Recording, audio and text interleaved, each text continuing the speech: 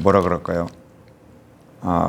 히브리어 성경책이 우리말로 번역이 되었지 않습니까? 그런데 아마도 히브리어가 제일 많이 있는 성경이 여기 아니겠어요? 헬렙, 리베 뭐 있는 그대로 이름을 번역을 할 수가 없으니까 그렇지 않았습니까? 여기 그러니까 원문에 가장 가까운 번역이 이거예요. 23장. 재밌는 얘기로 말씀드린 거고, 오늘은 사무엘하 23장 말씀을 갖고 유언의 조건이라는 제목으로 말씀을 나누겠습니다. 사람이 한 인생을 어떻게 마무리를 지었느냐, 마무리를 지을 때 뭐 때문에 그 가족들이 모여서 임종을 지켜봐야 되느냐 하면은 마지막 유언을 무엇이라고 하시는지 그 나지막한 그 말을 듣기 위해서 그런 것입니다. 오늘 이제 다윗 시대를 성경도 하나님도 마무리하시기 위해서 다윗에게 말씀을 주시고 또 기억을 주셔서 모든 그의 생애를 정리하게 하셨는데, 그와 같은 말씀들과 기억들을 잘 모아서 성경의 기록에 놨어요. 이거를 생명책이라고 하는데, 다윗도 이렇게 생명책에 이름들을 기록해 놓았고, 또 우리 역시도 예수님의 은혜로 생명책에 기록된 이름인데, 중요한 것은 생명책이라는 것이 무슨 뜻이에요? 예수님은 생명이잖아요. 그 생명의 말씀이 우리 안에 거하고 자리 잡을 때 우리를 뭐라고 하냐면 생명의 영이다 이렇게 말을 해요. 그러니까 책이 영이 되는 것을 구원이다 이렇게 얘기하는 것입니다.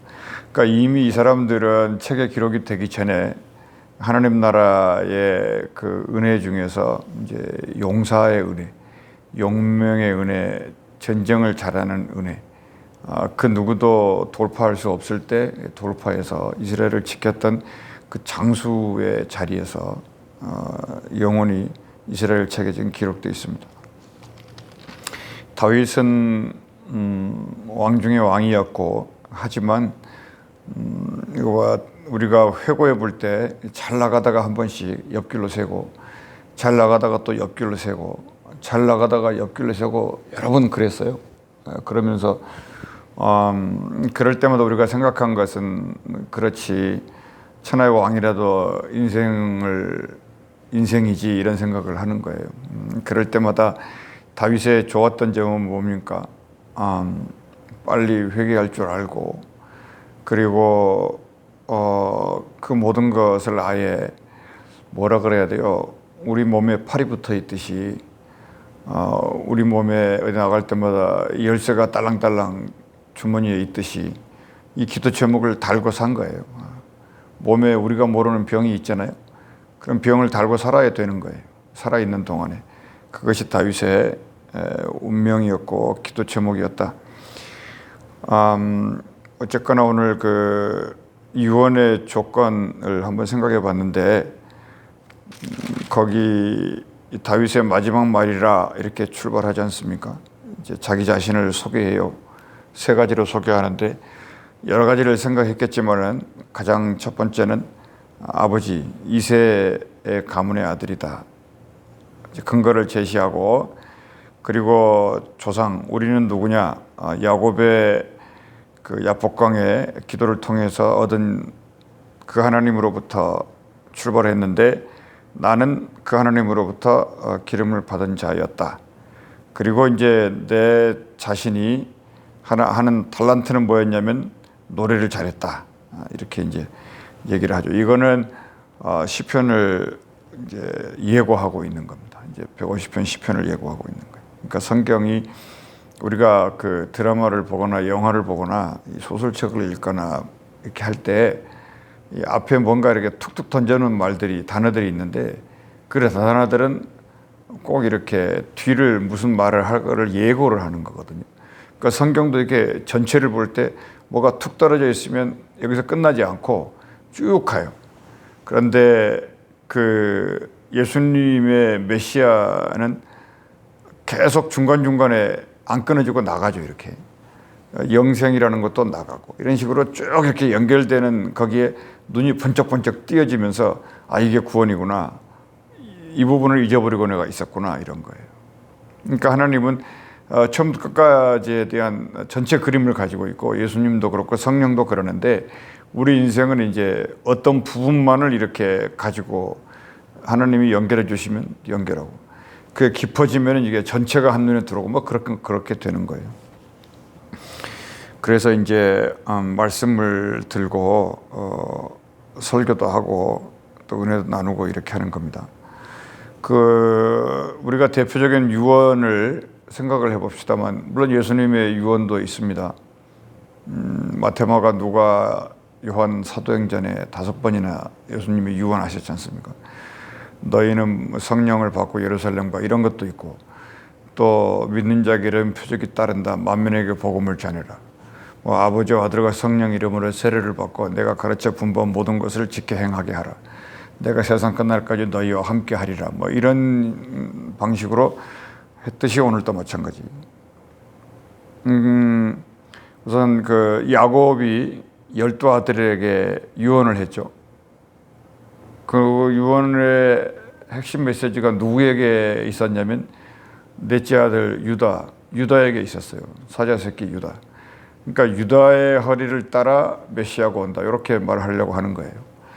그리고 두 번째 유언을 기억하는 것은 이제 모세 선지자의 유언이죠. 그 모세 선지자는 개인에게 유언을 하는 게 아니라 이스라엘 지파들에게 유언을 했는데 그 유언의 핵심 당사자가 누구였냐면 레위 지파였어요. 그래서 이 두 가지를 합치면은 하나는 믿음이 초점이고 아브라함을 따라서 온, 그리고 두 번째 유언의 초점은 예배, 제사예요, 제사.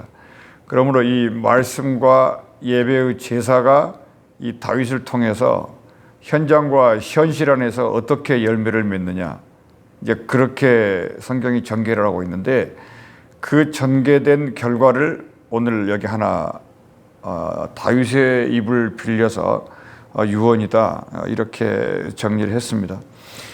소위 말하면 그 역대기라고 하는 성경의 책이 있지 않습니까? 역대기는 이제 크로노클스, 그래서 있는 그대로의 시간 따라 기록을 해놓은 거잖아요. 이 다윗의 이 기록을 다 해놓은 거예요. 여기에는 연구하면은 정말 좋은 게 많이 있을 건데 많이 제가 부족하고 시간도 없어서 잘 못 해봤습니다만, 아무튼 이 다윗의 역대기, 이게 다윗의 역대기예요. 다윗의 유언이고 그 다윗의 품에 있었던 용서들의 이름 한 수십 명이 지금 여기에 기록되어 있고 37명이라는 말을 써놨는데 그게 다가 아닌 것 같아요. 무슨 뜻이 있을 것 같은데, 아무튼 이런 식으로 다윗의 역대기를 이 기록해 놨다는 것이 얼마나 이게 은혜가 되는지 몰라요. 이들의 이름들을 다윗이 평생 마음에 품고 있지 않았을 것이고, 이 다윗이 죽을 때 살 때 막 목숨과 함께 했던 이런 사람들, 이게 가족이고, 이런 사람들이 교회 공동체 사람들이고 하늘나라에 누가 있겠냐는 거예요. 이들이 있지. 근데 이들은 불완전하다는 겁니다. 다 누구로 말미암아 완전해져야 되는 거예요. 예수의 피를 믿는 믿음으로 말미암아. 아브라함의 믿음이 야곱의 유언으로 나오지 않습니까? 그리고 모세의 일생이 지파들에게 유언으로 나오잖아요. 그러니까 굉장히 중요한 거예요. 예수님의 유언 하나가 오늘날 모든 인류의 생사화복을 주장하지 않아요. 그런 거와 같은 거고, 그러니까 우리 인생도 가끔씩 그런 걸 생각하는 거예요. 무엇이 우리의 비문에 새겨져야 되는 말이냐, 그리고 우리가 무엇이 우리를 하늘나라로 이끌어가는 말씀이냐. 예수님이 그 말씀하신 거예요. 너가 받은 말씀이 영이고 생명인데 그 말씀이 영생으로 끌고 간다는 거예요. 푸른 물과 꽃은 시드니까, 그러나 그 풀과 꽃은 현실 아닙니까? 이 현실이 자꾸 영생 앞에서 고개를 들려고 할 때마다 생각하라는 겁니다. 뭘 생각하라는 거예요? 너를 영원하게 이끌어갈 수 있는 힘이 어디서 나오느냐? 풀이냐 꽃이냐 영원한 말씀이냐? 이걸 생각하라는 거예요. 그래서 길이다 진리다 결국은 생명이다. 나는 이 생명이 영생으로 이끈다. 요거를 연결해서 영적 교리로 단단히 무정을 해야 되는 겁니다. 책을 요약해서 말해주는 그런 교리가 아니라 하나님의 영적 교리, 그러니까 영적 구원 이런 것을 오늘날에는 많이 사람들이 이게 분실하고 사는데 그 영적이라는 단어를 소중히 여길 줄 알아야 돼요. 이 스피리추얼이라는 거, 에스피리투라는 거 이거를 모든 것이 거기서. 그러므로 오늘 다윗도 유언을 할 때 한 3가지 정도 한 것 같은데 2절 말씀에 여호와의 영이 이렇게 나와요. 여호와의 영이 이렇게 나갑니다.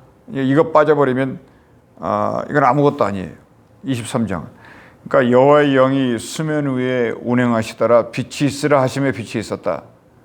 요거 아닙니까? 생명의 빛, 어둠이 빛이 왔으나 알아보지를 못했잖아요.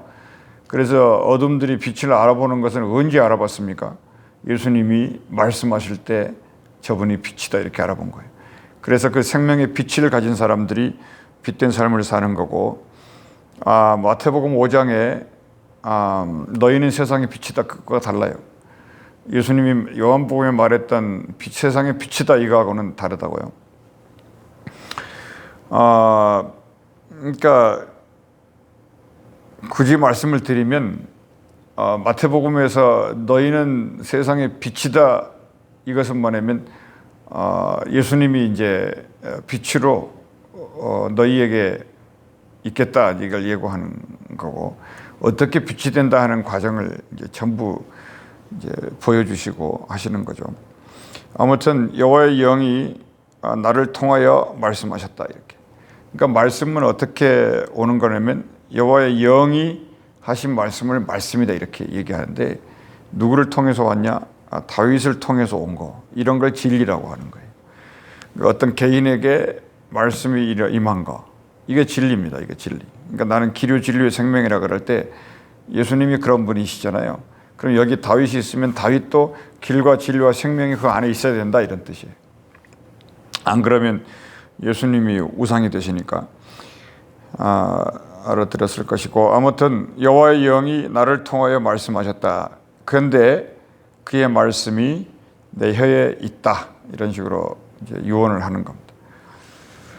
그래서 그러니까 모든 유언의 근거가 여호와의 영입니다. 그만큼 소중해요. 그러니까 우리는 영이다 그러니까 여기서 한 가지 또 분명하게 중심을 놓치지 말아야 될 것은 기적과 말씀은 달라요. 그러니까 기적은 그것도 여호와의 영인데 그건 기적의 영이고, 말씀이 기록된 말씀이 내 말이 될 때에 그거를 진리다 이렇게 말하는데 그걸 영이라 그래요. 여호와의 영, 그게 구원의 영이라고요. 근데 여기서 이제 오락가락하거나 이거를 헷갈려 버리면 성경에서 가다가 중단하는 거나 똑같아요. 열심히 달렸는데 중간에 그냥 힘들고 어려우니까 내팽개쳐 버리고 그냥 이혼해버리고 그냥 파혼해버리고 너는 너대로 가고 나는 나대로 간다 이런 식이 돼요. 그러니까 적어도 베드로와 같이 영생의 말씀이 여기 있으면 이래야 돼요. 베드로도 생전 미문에서 일어나 가라라 그러니까 일어나잖아요 이렇게.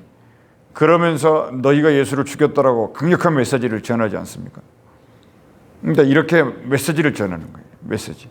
그 말씀을 들은 사람들이 믿었더라 이렇게 하면서 3천 5천으로 이제 확장되어 나가는데, 그들이 이제 예수님이 말씀하실 때 전부 도망가죠. 그러니까 가담한 사람들이 많다 이 말이에요. 근데 오늘 용사들은 끝까지 다윗과 함께 사나 죽으나 했다. 이게 구원이다 이렇게 되는 겁니다. 정신 바짝 차려야 돼요 성경. 그래서 이제 혀에 있다. 그러니까 말씀은 영인데 영은 성경이 2가지를 얘기해요.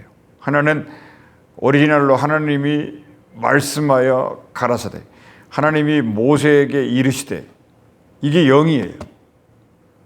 그거를 어려운 말로 율법 이렇게 표현했다고요. 하나님의 법이니까 다윗이 이거를 찾아낸 거예요. 그 공로가 로마서의 가장 큰 공로예요. 사람들이 영하니까 눈에 안 보이고 어쩌고 하니까 여러 가지의 설이 많지 않습니까? 뭐 손금 보고 말하고 뭐 무당도 나오고 귀신도 나오고 이 영이 전부 그런 세계라고요. 뭐 공중에 흑암도 나오고 별 얘기가 다 나오는데 그런 모든 영들이 다 모아가지고 말씀을 대적한다고 하는 거예요. 그러니까 하나님의 말씀은 이거다라고 이렇게 말하죠. 말이 좀 길어지는데 해석이 돼야 돼요. 해석이. 로마서 12장에 예배가 나오잖아요. 여러분 기억해요? 뭡니까 그게? 살아있는 예배를 드려라 그러죠. 거기에서 기뻐하시고 살아있고 논리적인 이렇게 또 있어요. 예배는 기뻐하시고 살아있고 논리적이라 해야 돼. 그게 말씀이고 그게 영이라고 확실하게 바울이 얘기를 해줬고 예수님은 더 강력하게 얘기하죠. 내 입에서 나간 말이 영이요 생명이다. 너희는 말씀이 어디 있다 저기 있다 그러지 말라는 거예요. 네 마음에 있다는 겁니다. 하나님의 나라가 여기 있다 저기 있다 얘기하지 말라는 거예요. 네 마음에 있다는 거예요. 그게 무슨 뜻입니까? 내 입에 내 마음에 있는 말씀이 입을 통해 나가는데 이 말이 영이요 생명이라고 하는 거예요. 그러면 감이 잡힐까요? 아무튼 첫 번째 유언은 거기에서 나온 말이 유언이다. 인터넷에서 다운받아서 하는 말이 아니고. 그 다음 두 번째 이제 유언의 조건은 뭐라고 말을 해야 되냐면 내가 하는 것은 아무것도 유언이 될 수 없어요. 주께서 하신 것 그게 유언입니다. 그러므로 거기에 어디 있습니까? 주께서 하신 말이 5절 5절에 내 집이 하나님 앞에 이같이 아니하냐 거기 나오죠. 하나님이 나와 더불어 영원한 언약을 세우사 이게 유언이에요. 그러니까 하나님이 나와 더불어 영원한 언약을 세웠어요? 안 세웠어요? 어디 있어요? 그 말씀이? 어제 오늘 아침에는 시험을 치는 날이에요. 사무엘하 7장 17절 잊지 말라고요. 그게 에베레스트 산의 꼭대기처럼 올라가 있는 말씀이에요. 그게 영원한 언약이라고. 그러니까 다윗에게 준 언약. 그러니까 나단을 통해서 준 언약이죠. 그러니까 그 이후에 이제 다윗이 이제 짜버려진 적이 있었는데 7장 17절의 말씀이 너와 내 집에 영원히 언약을 주고 경고히 하리라 그겁니다. 예? 7장 17절이에요. 17절이에요. 7장 17절 6절 나 17절인 이날까지 알고 있었는데 16절입니다. 내 집과 내 나라가 내 앞에서 영원히 보존되고 내 왕위가 영원히 견고하리라 하셨다. 이 말씀이 다윗에게 준 언약이었다 그 말입니다. 이 언약이 어디서 온 거냐면 아브라함에게 네가 어디로 가든지 거기서 나 그것과 이것과 연결된 언약이고 다윗이 유언에 빼놓지 않아야 될 그 유언장에 이 말이 들어가 있어요. 그 유언장에 들어간 말씀이 이겁니다. 하나님이 나와 더불어 영원한 언약을 세우사. 그러니까 하나님의 나라는 영원한 나라다 이겁니다. 그래서 이거를 예수님은 아주 그냥 영생이다라고 탁 해석을 해줬죠. 그러니까 살아도 죽지 않고 죽어도 죽지 않은 영원한 거. 이런 나라가 풀과 꽃 같은 현실에 있지 않고 하나님의 입에서 나오는 말씀으로부터 있다. 이렇게 얘기해서 이게 유언이고 그러니까 유언은 두 번째 조건이 영원한 언약을 받은 것 이거를 죽을 때 자식들에게 얘기하는 거예요. 그 말씀은 그게 이제 오늘날 옛날로 말하면 공자월, 명자월, 가훈 같은 건데 그런 겁니다. 그 다음 세 번째 유언은 뭐였냐면 그 언약을 하나님이 세우시고 그냥 나 몰라라 하신 게 아니었다는 거예요. 그 언약을 하나님이 직접 다 처음부터 끝까지 이루셨다. 이걸 유언에 남겨놔요. 중요한 단어가 거기 나와요. 5절에 만사에 구비하고 견고하게 하셨다. 나의 모든 구원과 나의 모든 소원을 어찌 이루지 아니하시랴. 이래 해놨습니다. 그러니까는 이 다윗의 소원은 뭐냐면 이제 대대손손이 후손들에게 이 영원한 언약은 이루어질 것이다. 이제 이렇게 예고를 하는 겁니다. 거기에서 만사의 권이요 범사에 감사하라 그 말과 같은 건데 하여튼 이게 인생 자체가 만일이 내게 있는 거잖아요. 거기를 자기가 일을 계획하고 플랜을 짜고 뭐 기도도 하고 뭐 여러 가지 뭘 이걸 해 저걸 해야 되겠다 뭐 숨도 쉬고 이렇게 하려고 했는 것 같았는데 죽을 때 생각해 보니까 모든 것을 하나님이 말씀하실 때는 다 준비해 놓으시고 나를 그냥 툴로 쓰셨다 이런 얘기예요. 그러니까 너가 뭐 하나부터 끝까지 준비해 놓고 또 이렇게 하고 그게 얼마나 하나님 앞에 욕된 일이지 않은 거예요. 왜 그럴까요? 그것처럼 하나님에게 하나님을 화나게 하는 일이 없는 거예요. 세상에 올 때부터 너 잘나서 온 것도 아니고 아무것도 없었어요. 내 머릿속에 무슨 유전자가 하나 있었다면 이건 내 것도 아니라고요. 근데 그게 뭐 달란트가 되고 그걸로 먹고 살잖아요, 사람이. 근데 그거 어디서 왔냐는 걸 생각해 보면 그런 거라고요. 보이지도 않는 것이 우리에게 내 혀에 떨어져 있었고 내 머릿속에 있었다는 거다. 그러니까는 막 설계하고 계획하고 해놓으면 인간은 자연스럽게 어떻게 돼요? 자기 업적이 되고 위인전에 이름을 기록하려고 하고요. 자꾸 그 하나님 자리에 올라가는 오늘 또 다윗이 이제 또 옆길로 새는 장면이 하나 들어 있는데 이렇게 해놓고도 또 미끄러져. 그러니까는 이게 아슬아슬해요. 그 고개사가 줄타기 하듯이 이게 신앙생활인데 요것이 이제 하셨고 그리고 이제 세 번째 유언은 뭐냐면 잊지 말아야 될 것은 그가 이루신다 이렇게. 그러니까 다윗도 이렇게 바울도 그 얘기를 했습니다. 여기서 와서 이렇게 있다가 저리 간다. 이게 비밀이다 이랬어요. 비밀이죠 당연히. 와가지고 여기 있다가 다시 간다. 이게 비밀이죠. 뭐가 비밀이냐고 그건 무슨 비밀이냐고 말할 수 있지만 그게 비밀이에요. 한 개인을 생각해 봐요. 풀 한 포기를 생각해 봐요. 새가 지저귀 있는 걸 생각해 봐요. 똑같아요. 왔다가 살다가 가는 거예요. 근데 그들의 비밀은 전부 다르다고 하는 거예요. 인생 삶의 그 구석구석들, 인생의 그 조각조각들, 이 편린들, 그 물결 치는 거 하나하나들 우리는 표현할 방법이 없어요. 엄청난 비밀이에요. 그러니까 누가 구원받았냐 안 받았냐까지 전부 이것이 비밀인데 우리 인생은 알 수도 없어요. 그러니 이 다윗이래 자꾸 바울이 그 얘기를 한 거죠. 비밀이 크도다. 엄청난 물론 거기는 이제 구원에 대한 얘기인데 이거를 좀 더 쪼개보면은 상상할 수 없는 일이. 그런 부분들을 자꾸 이렇게 이제 형이상하게 되니까 이제 말이 많아지면 그냥 이런 것들을 성경에다가 요만큼 모아놨다 이렇게 생각하시면 돼요. 하나님이 얼마나 광대하시냐.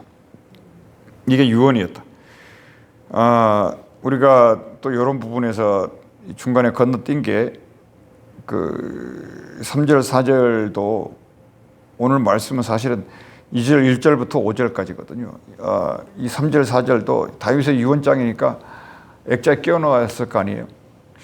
오고는 후손들이 이거 보고 뭐 그런 거 있잖아요. 성경에 아론의 축복기도 같은 거, 뭐 예수님의 뭐 주기도문 같은 거, 모세의 십계명 같은 거, 아브라함의 평생 약속 같은 거, 다윗의 이런 거가 막 한 덩어리씩 여기에 떨어져 있다는 거. 이거 믿으니까 이것도 지금 내 손에 잡히지 않습니까? 이거를 그냥 막 이렇게 만지작하면서 하는 거예요. 메주사 같이 유대인들이 문 들어갈 때 탁 만지고 나올 때 탁 만지고 이러잖아요. 이게 일종의 그런 겁니다. 그는 누구냐? 4절에 돋는 해의 아침 빛 같고 구름 없는 아침 같고 너무너무 맑아요. 비 내렸는데 광선으로 땅에서 우미 돋는 새풀 같으니라. 정말 이 다윗은 노래하는 문장가예요. 이게 이제 그런 것 같습니다. 이게 성령에 잡히면 이런 말들이 나오는 것 같아요. 여기서 생각하는 것은 그 우미 돋는 새풀 같다. 이런 말씀을 읽을 때 여러분 각자도 영감이 다르겠지만 이제 에레미야 애가가 생각이 많이 나는 겁니다. 그 에레미야 애가의 3장 23절하고 3장 33절 핵심 요절이에요. 23절에는 뭐라고 써 있었냐면 주의 아침에 뭐지?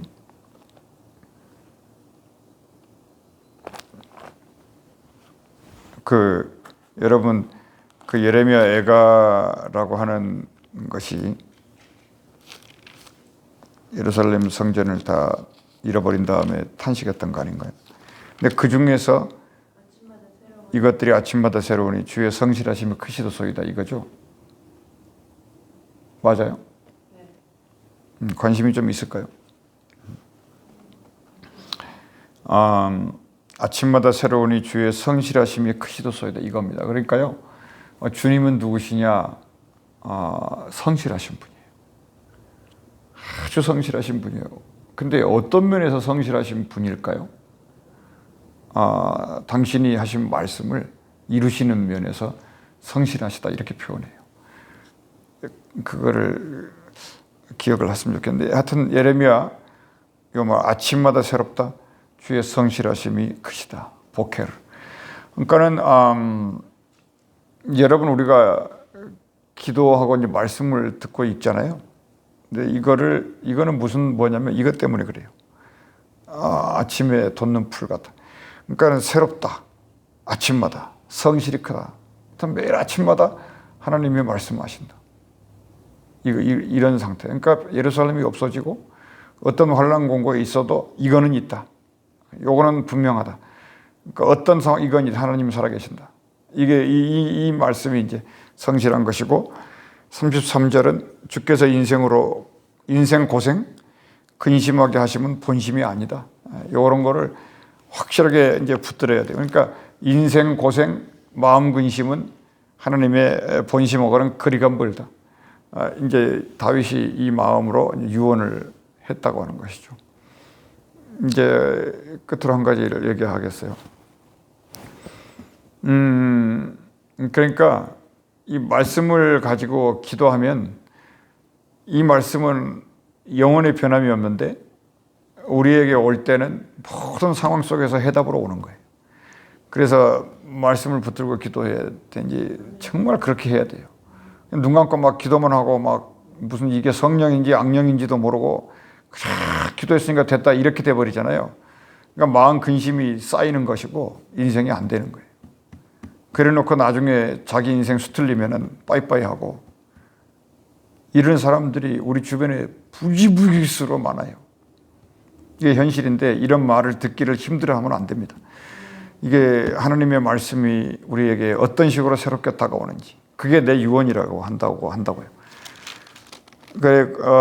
오늘 이제 다윗이 잘 나가다가 15절에 소원하여 이르되 베들레헴 성문 곁 우물물을 누가 내게 마시게 할까? 이 베들레헴이 블레셋에 있었던 거예요. 이 다윗이 싸움의 천적이 누구였냐면 블레셋이었고, 그 블레셋은 오늘날로 말하면 가장 강한 적이었는데, 이 블레셋과의 전쟁에서 누가 용사로 등장할 거냐, 그 블레셋 싸움에서 이긴 사람만 여기 써놓은 거예요. 뭐 암몬하고 싸웠니, 아멜렉하고 싸웠니, 누구랑 싸웠니, 그거는 용사의 축에도 들지 못한다는 거예요. 그거는 우리가 나가면 이기는 전쟁인데 뭘 그걸 전쟁이라 그러느냐. 우리의 최대의 적은 블레셋이었다. 어느 정도냐면 우리가 삽 들고 있고 부엌에서 뭐 젓가락 들고 나와 싸우려고 할 때 저 사람들은 벌써 골리앗들이었고, 저 사람들은 철병거를 가지고 있었다. 싸움이 안 돼. 근데 우리 중에 용사 몇십 명이 있었는데 이들은 가가지고 그 블레셋의 그들을 하나하나 그냥 그들이 고개를 쳐들 때마다 그냥 목을 뱉던 사람들이고, 가서 그냥 게릴라전으로 승리했던 사람들이고, 닌자들 같이 뭐 그랬다고 하는 거예요. 그러니까 그 이름들이 용사였다. 그러니까 기드온의 300용사, 이건 용사 축에도 못 들어. 이들이 용사였다. 근데 그 중에 이제 다윗이 이제 항상 제가 말하지만 잘 나가다가 옆으로 세요. 뭐라고 하냐면, 야, 누구 용사 중에서 베들레헴 저 가가지고 그 우물에서 물 좀 떠다가 내가 좀 가져와 봐라. 이게 뭐냐면 이게 예수님하고 다른 거예요. 예수님은 끝까지 아버지의 나라를 향하여 목숨을 던져요. 근데 다윗은 이제 권력욕이 싹 올라오는 거예요. 야, 누구 중에 한번 경쟁심이 올라오고요. 뭐 저 사람 잘 되는 막 그런 거 있잖아요. 왕이 막 업적을 쌓고 싶고. 근데 그 차이에. 그래서 다윗이 거기서 회개하죠. 이 부분도 아름다운 것 같아요. 물을 길어가지고 16절 중간에 다윗에게로 왔으나 여기서 나와요. 여기 참 이런 대목이 기가 막힌 대목. 다윗이 마시기를 기뻐하지 아니하고. 왜 그럴까요? 사람이요. 저도 그런 유혹이 정말로 많은데 어느 순간순간에 자기가 하나님 자리에 앉아 있어요. 이 다윗은 그런 거예요. 뭔가 이렇게 한번 해보자. 블레셋 가가지고 저 물까지 떠오면 진짜 용사 중에 용사 아니겠냐. 그런 마음이 있지 않았겠습니까? 그러니까 그 장군들이 다윗의 입에서 말만 떨어졌다 그러면 뭐 블레셋이 아니라 뭐 그거 무엇도 지금 잡아먹을 태세인데 가져오잖아요. 그랬더니 그 물을 이것도 정말 기도하는 중에 브레이크가 걸린 것 같아요. 그 물을 여호와께 부어드리며 이런 아름다운 장면들이 있어요. 그리고 이르되 여호와여 내가 나를 위하여 결단코 이런 일을 하지 아니이라. 이거 누구에게 배운 거예요? 이 말을 누구에게 배웠어요? 사무엘에게 배운 거예요. 사무엘이 그러잖아요. 나는 기도시는 죄를 결단코 범하지 아니하리라. 이런 문장들을 사무엘 스승에게 배운 거예요. 그러니까 턱 생각나가지고 그 문장과 똑같아요. 보니까 내가 나를 위하여 결단코 이런 일을 하지 아니하리이다. 이렇게. 아마 여호와께서 가라사대 그랬듯이 예수님이 가라사대 그렇잖아요. 똑같아요. 기도하겠습니다. 하나님 아버지, 우리에게 하나님의 성령을 부으사 주의 말씀을 나누게 하신 것을 감사합니다. 머리끝부터 발끝까지 상한 데가 없는데 성하고 건강한 곳이 한 군데도 없어도 하나님 한날 한날을 기도 제목을 달고 주를 따라갑니다. 주 아버지 하나님 우리와 함께하여 주시고 살아계신 주의 능력이 우리를 붙드셔서 거룩하신 주의 뜻이 성실함을 통하여 역사하도록 함께하여 주시옵소서. 주 예수 이름으로 기도합나이다. 도시와 교회와 가정과